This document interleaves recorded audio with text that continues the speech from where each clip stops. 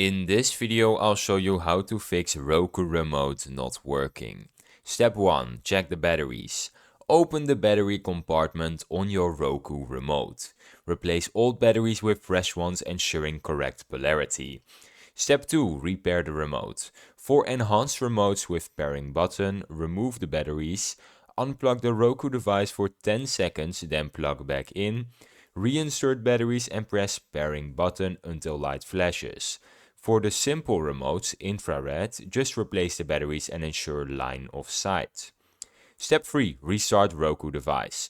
Unplug your Roku device from power for 10 seconds, then plug it back in. After restart, try using the remote again. Step 4. Clear obstructions and interference. Ensure there are no obstacles blocking the remote signal to the Roku device. Move any potential interfering devices, such as cordless phones or microwaves, away. Step 5. Use the Roku mobile app. If the physical remote does not work, install the Roku mobile app on your smartphone. Connect it to the same Wi-Fi network and use it as a remote alternative. Step 6. Contact support.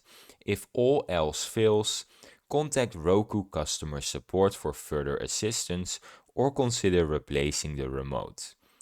And that is how you fix your Roku remote not working.